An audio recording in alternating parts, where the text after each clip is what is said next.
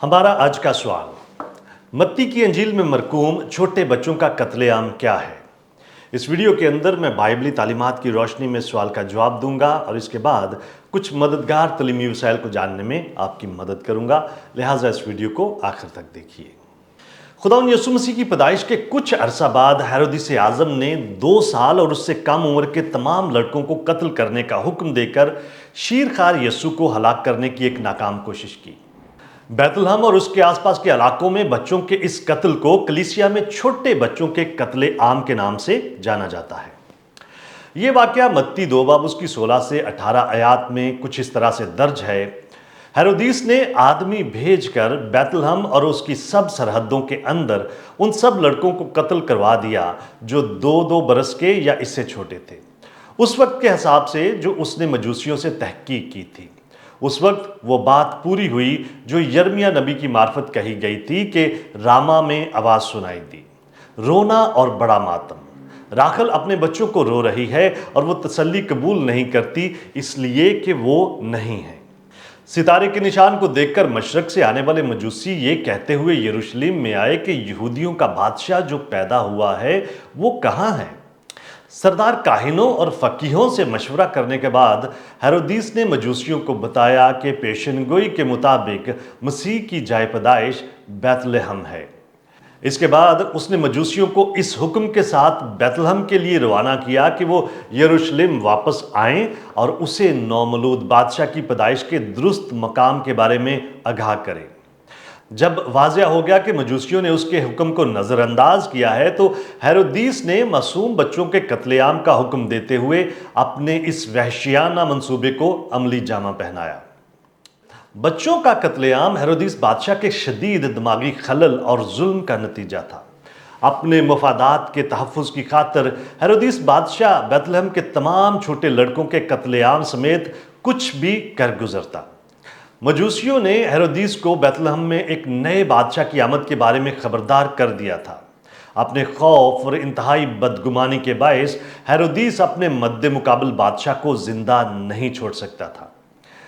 खुदावंद यीशु मसीह की दुरुस्त उम्र से नामालूम हेरोदिस इस हवाले से पुरयकीन था कि मजूसियों ने उसे बताया था कि उन्होंने पहली बार सितारा कब देखा था, लिहाजा उससे वो वक्त का हिसाब लगाते हुए बच्चों के कत्लेआम का हुक्म देता है।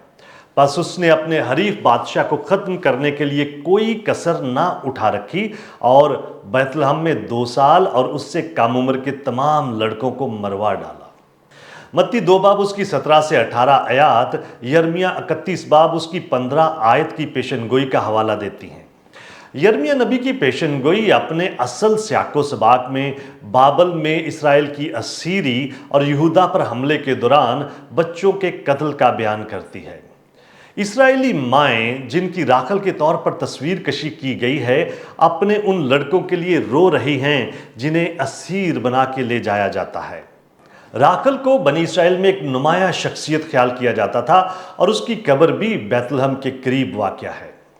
मत्ती रसूल यिर्मयाह नबी की पेशनगोई को बच्चों के कत्लेआम के साथ जोड़ता है और इन दोनों की ममासलत हैरत अंगेज है।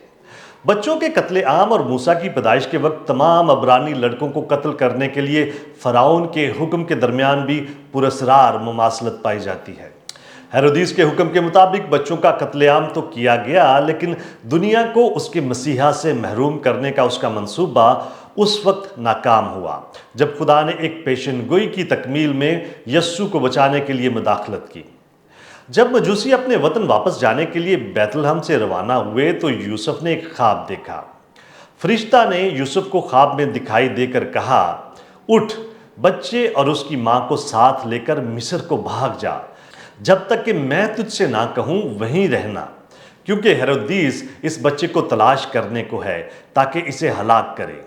बस वो उठा और रात के वक्त बच्चे और उसकी माँ को साथ लेकर मिस्र को रवाना हो गया और हेरोदिस के मरने तक वहीं रहा, ताकि जो खुदावन ने नबी की मार्फत कहा था वो पूरा हो कि मिस्र में से मैंने अपने बेटे को बुलाया।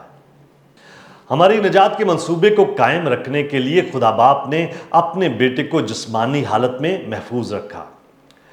कुछ कदीम मसीही रवायात का दावा है कि बच्चों के कत्लेआम में 10,000 से लेकर 1 लाख तक बच्चे शामिल थे।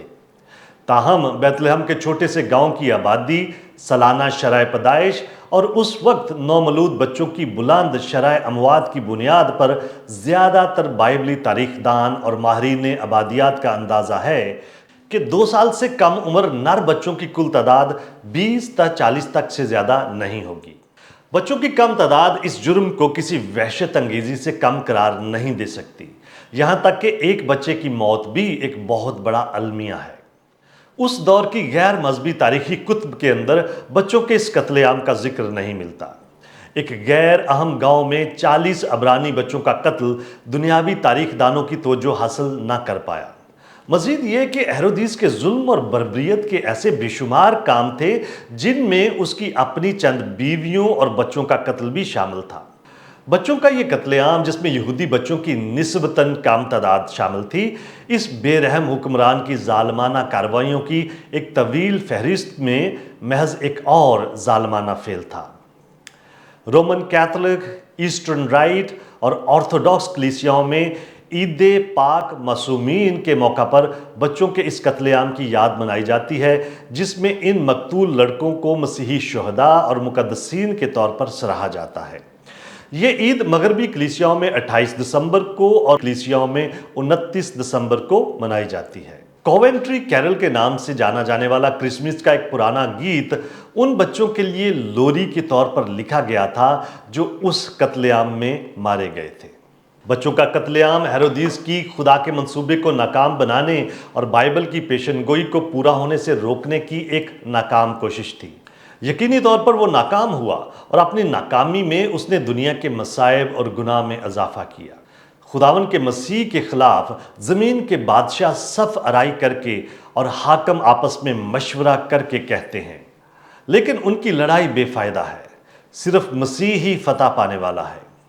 कलाम मुकद्दस में लिखा है कि बस अब ए बादशाह हो, दानिशमंद बनो, ए ज़मीन की अदालत करने वालों तरबियत पाओ, बेटे को चूमो, ऐसा ना हो कि वो कहर में आए और तुम रास्ता में हलाक हो जाओ, क्योंकि उसका गज़ब जल्द भड़कने को है।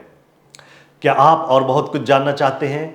हमारे चैनल को सब्सक्राइब कीजिए ताकि आप हमारी दीगर वीडियोस को मिस ना कर दें, और बहुत सारे सवालात के जवाबात को जानने के लिए हमारी वेबसाइट godquestions.org को विज़िट कीजिए। क्या आपके और बहुत सारे सवालात हैं? बाइबल मुकद्दस के पास आपके सभी सवालात के जवाबात हैं। शुक्रिया।